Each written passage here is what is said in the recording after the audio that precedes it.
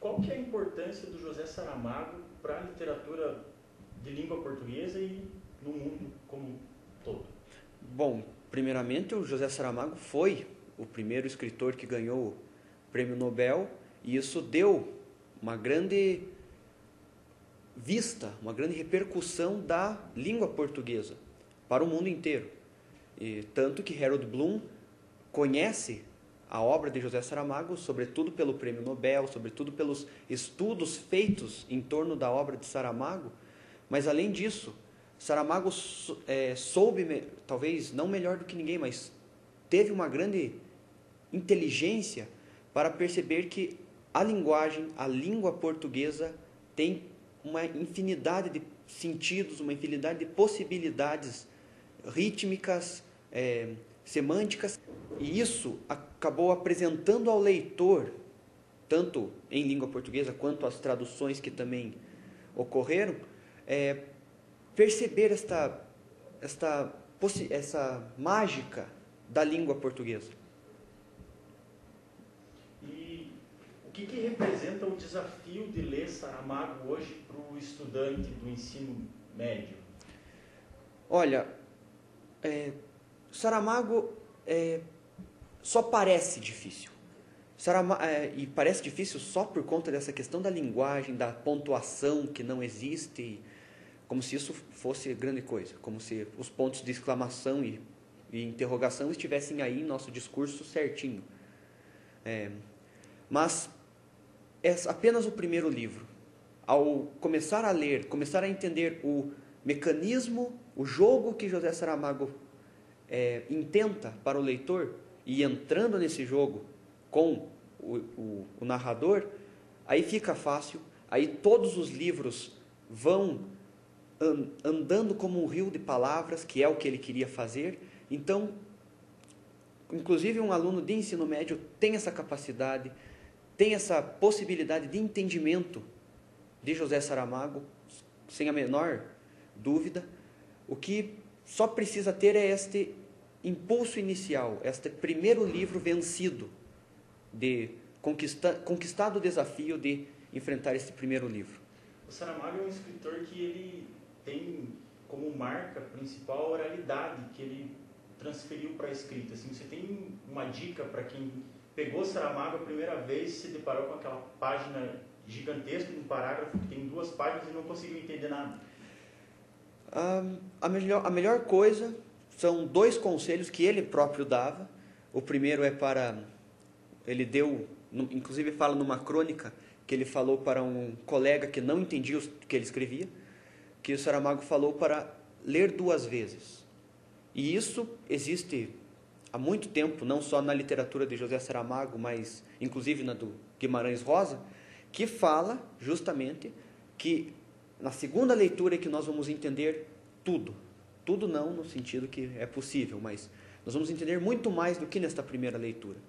E além de ler 2 vezes, o segundo conselho que ele fala é ler em voz alta. Logicamente que não há necessidade também, seria interessante até se todos os leitores de Saramago começassem a ler em voz alta aí pelas ruas. Mas, como isso não acontece, o que o próprio Saramago fala era para imaginar-se lendo o livro em voz alta. Porque é daí que vem o som, o ritmo da leitura, que é o que o José Saramago vai tentando fazer. Em relação mais especificamente ao romance Jangada de Pedra, que inclusive está na lista do vestibular da Unicentro, o que os alunos precisam aprender desse romance numa primeira ou numa segunda leitura para poder ter um entendimento da obra? Olha, a Jangada de Pedra, desde o título, Jangada, pressupõe essa ideia de viagem, que isso é uma constante não só neste livro, mas em praticamente toda a obra de José Saramago, é a noção de viagem, a noção de travessia. E essa travessia é em que sentido?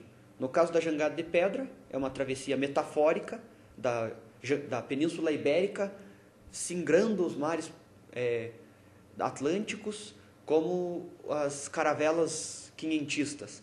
Mas o que o José Saramago traz nesse livro, uma das possibilidades, é justamente esta novidade de, enquanto acontece essa viagem maior essa viagem macro, podemos pensar assim, da jangada, da península indo, que agora não tem mais sentido chamar de península, afinal saiu, agora é uma ilha que se move. O que acontece com o governo, com a política, se uma coisa de tal magnitude acontecesse? E ao mesmo tempo em que ele faz esta coisa maior, ele faz uma viagem micro, que são dos personagens, que são das pessoas que não sabem para onde vão.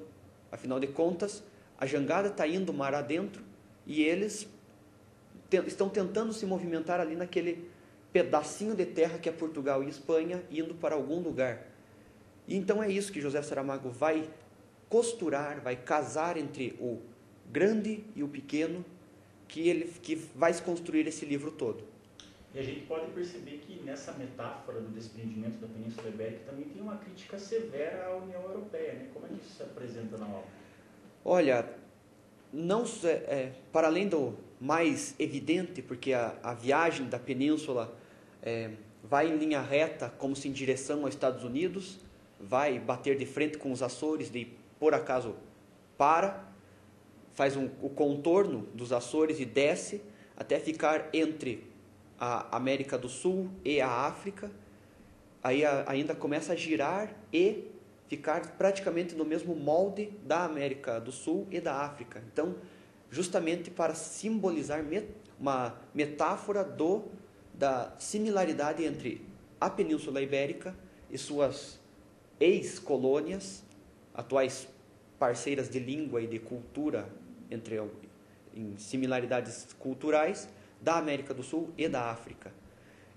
Então, volta-se para esse lugar em que foi o expoente máximo da Europa, o expoente máximo de Portugal e da Espanha, porque na Europa, como ele fala em vários momentos da viagem macro, da política, a questão de nós não somos tão evidentes aqui. Nós não podemos ficar em pé de igualdade com uma Inglaterra, com uma França, com uma Alemanha. Então, vamos voltar para onde nós temos essa possibilidade de diálogo maior. Então, é isso que Saramago tenta falar. E, ao mesmo tempo que ele fala isso, dos governos, como ele gosta de usar o governo e as pessoas de todos os outros países não compactuam da ideia europeia de isso, vão porque aqui vocês não se ligavam muito bem, mas as pessoas, o povo, vai falando aquela frase que ecoa por toda a Europa, que é: nós também somos ibéricos. Em todas as línguas existentes na Europa, Saramago vai atrás dessa frase, para que o povo também quisesse sair, desprender-se, viajar.